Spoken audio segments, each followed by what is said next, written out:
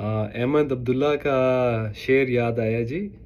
یعنی جسے دیمک لگی جاتی تھی وہ میں تھا، اب آ کے میرا مجھ پہ دھیان گیا ہے.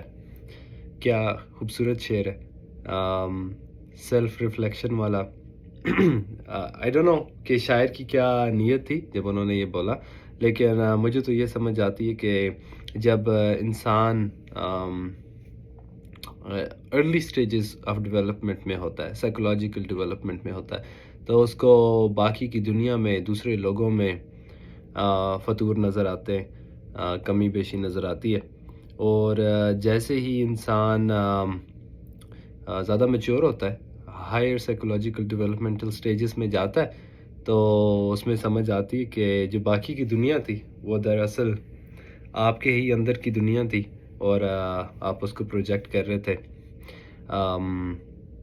اور اس معاملے کو سمجھنے میں، سیلف اویئرنیس تک بات پہنچنے میں، آئی تھنک ریفلیکشنز کا بہت بڑا ہاتھ ہے کہ آپ کیا خود بیٹھ کے ریفلیکٹ کر سکتے ہیں. میڈیٹیشن پہ بہت بات ہوتی ہے کہ آپ کیا بیٹھ کے اپنے ہی خیالات کو دیکھ سکتے ہیں بغیر ججمنٹ کے، بغیر بدلے کی ان کو چینج کیے، اور بیسیکلی آپ اپنے ہی خیالات کو پرکھ رہے ہیں تاکہ آپ اپنے آپ کو سمجھ سکیں.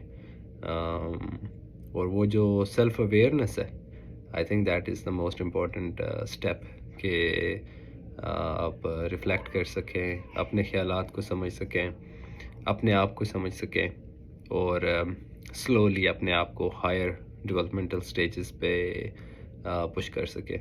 اس پہ بہت سارے صوفیاء کرام نے، شاعر حضرات نے، رائٹرز نے لکھا ہے، بات کی ہے، اور اس پہ بہت سارے لوگوں نے چلے کاٹے ہیں.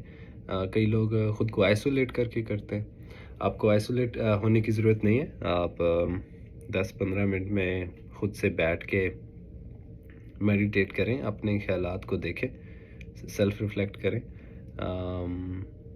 اور انشاءاللہ اس سے کیا ہوتا ہے کہ آہستہ آہستہ سیلف اویئرنیس بڑھتی جاتی ہے.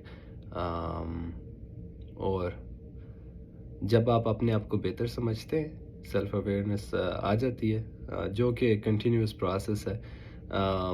تو اس میں کیا ہوتا ہے کہ پھر آپ اپنی ویلیوز کے بیس پہ اپنے لائف ڈیسیژن کرتے ہیں، اور اس سے امید یہ ہوتی ہے کہ ایٹ دی اینڈ آپ ان فیصلوں سے کنٹینٹ ہوں گے، خوش ہوں گے، اور آپ کو دل کا سکون ملے گا. ٹھیک ہے جی، بہت شکریہ. اللہ حافظ.